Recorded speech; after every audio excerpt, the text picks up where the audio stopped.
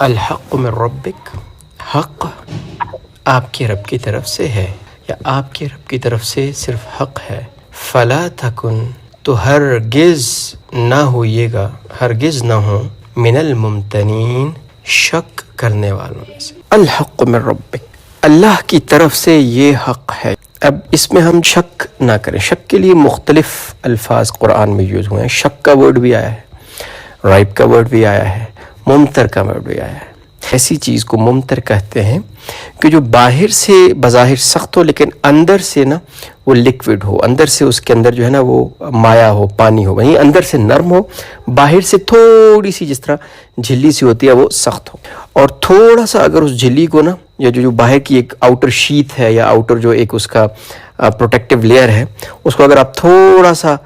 کمزور کرنے کی کوشش کریں، تھوڑا سا پوک کریں، تو وہ جو اندر اس کی چیز ہے نا پانی، وہ باہر نکل آتا ہے. اس کو کہتے ہیں ممتر. تو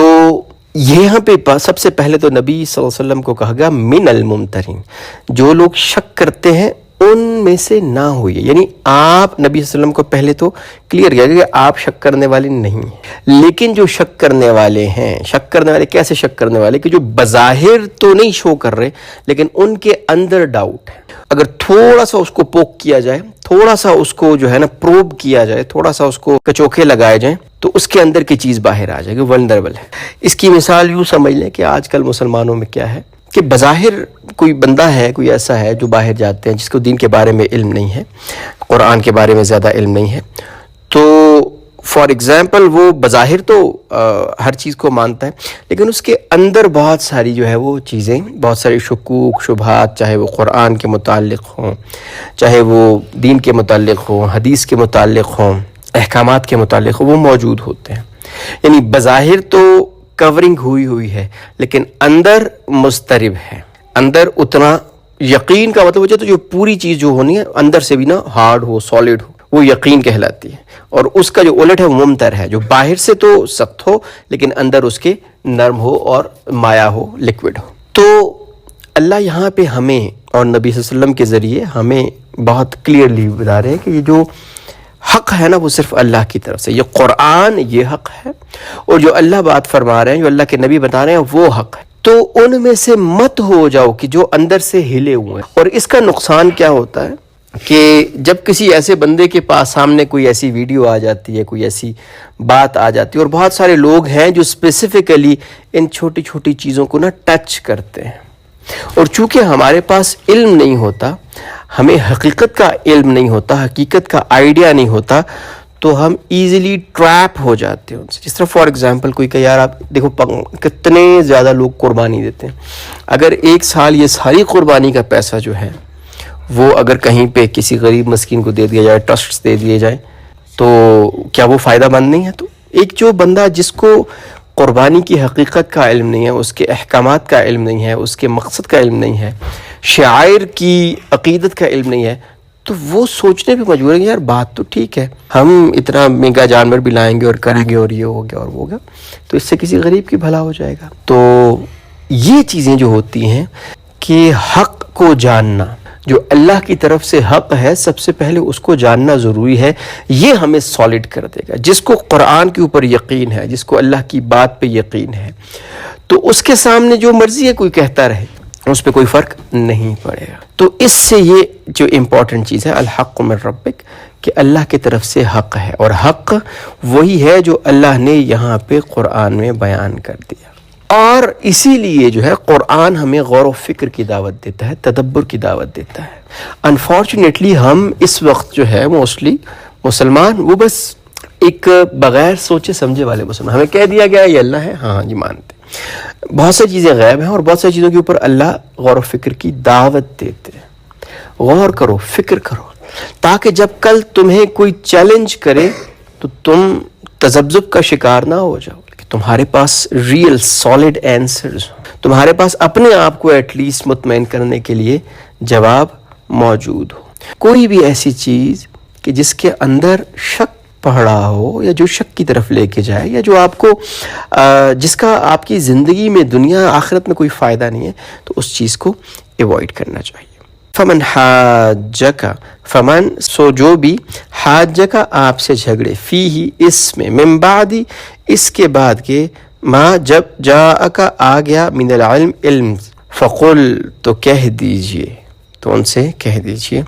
تعالو آ جاؤ، تم آؤ، ندعو ہم بلائیں، ابناءنا اپنے بیٹوں کو، و ابناءکم اور تمہارے بیٹوں کو، ونساءنا اور اپنی عورتوں کو، ونساءکم اور تمہاری عورتوں کو، وانفسنا اور اپنی جان کو، اور ہم خود، وانفسکم اور تم خود بھی آؤ، ثم پھر نبتہل ہم التجا کریں، ہم مباہلہ کریں، فنجعل پھر کریں، لعنت اللہ اللہ کی لعنت، علی الکاذبین اور پھر کہیں لعنت اللہ اللہ کی لعنت ہو، اللہ کا غضب ہو، علی الکاذبین جو جھوٹے ہیں۔ فمن حاجک فیہ من بعد ما جاءک من العلم، تو اگر حق آ جانے کے بعد بھی، علم آ جانے کے بعد بھی، دلیلیں آ جانے کے بعد بھی اگر آپ سے کوئی نہیں مانتا تو زیادہ پریشان ہونے کی ضرورت نہیں ہے۔ فقل تعالوا، تو نے کہا آ جاؤ، پھر ان کو دعوت دیں، بیسیکلی اس کو کہتے ہیں مباہلہ، تو نے کہا آ جاؤ، پھر ان کو دعوت دیں، بیسیکلی اس کو کہتے ہیں مباہلہ۔ یہ ورڈ جو نکلا ہے نبتہل سے، کہ اس کا مطلب ہوتا ہے اپنے آپ کو کسی کے سامنے ولنریبل کر کے پیش کر دینا۔ ولنریبل مینز کہ جس کے اوپر اٹیک ہو سکتا ہو، جس کو نقصان پہنچ سکتا ہو، یعنی ایسی سچویشن میں، ایسی فارم میں جس میں آپ کو نقصان پہنچ سکتا ہو۔ تو باہلہ ایسی عورت کو کہتے ہیں کہ جس کو کوئی پروٹیکٹ کرنے والا نہ اس کا بیٹا ہو، نہ اس کا والد ہو، نہ اس کا بھائی ہو، نہ اس کا شوہر ہو، یعنی ایسی عورت کو باہلہ کہا جاتا ہے۔ یعنی ایسی عورت ہے یہ کہ جس کو کوئی بھی اٹیک کر سکتا ہے، کیونکہ اس کا کوئی پروٹیکشن نہیں۔ تو اسی طریقے سے نبتہل کے اندر یہ معنی آتا ہے کہ اللہ کے سامنے اپنے آپ کو پیش کر دینا۔ مباہلہ کا مطلب یہ ہے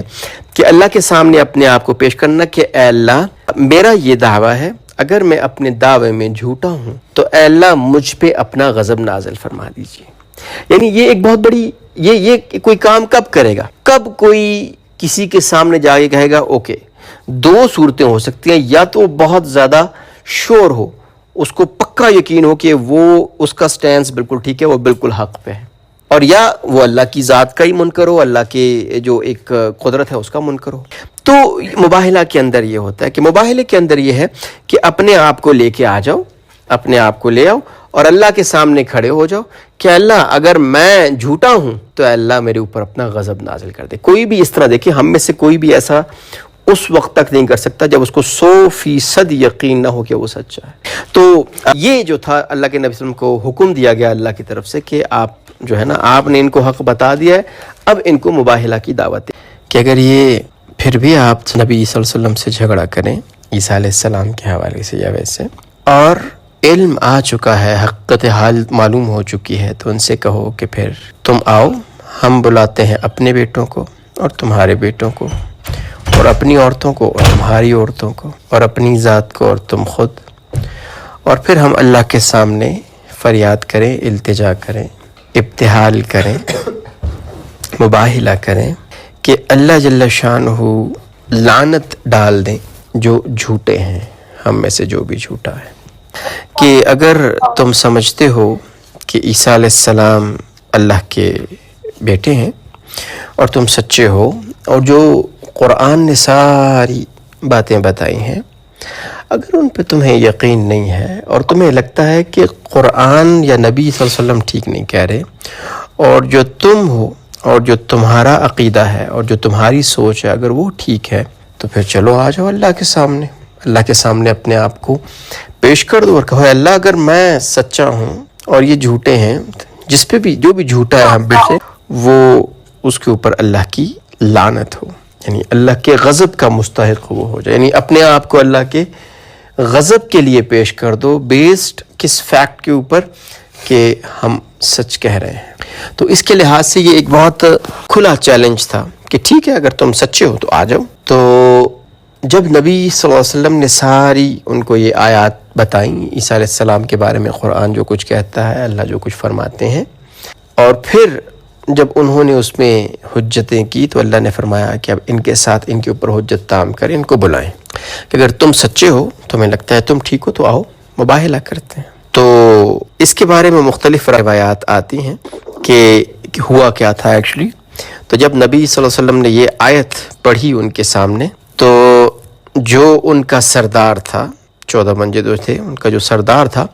اس نے کہا آپ ہمیں تھوڑی سی مہلت دیجیے.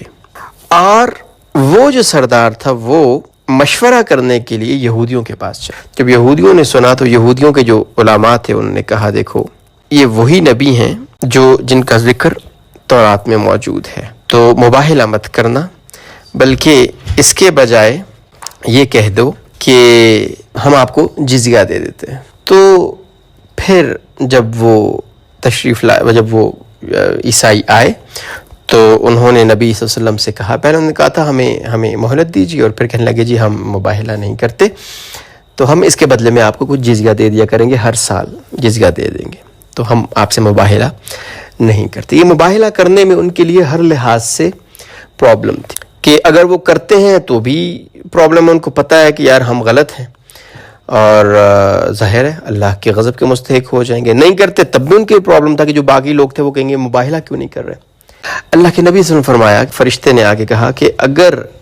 جس طرح کے مختلف احادیث کے اندر آتا ہے کہ اگر یہ لوگ مباہلہ کر لیتے تو نجران کے اندر کوئی ذی روح زندہ نہ رہتا، ان کی نسل مٹ جاتی پوری کی پوری. اور ایک اور روایت میں آتا ہے کہ اگر یہ مباہلہ کر لیتے تو آسمان سے نجران کے اوپر اور نجران کے رہنے والوں کے اوپر آگ برستی. تو مباہلہ پھر نہیں ہوا.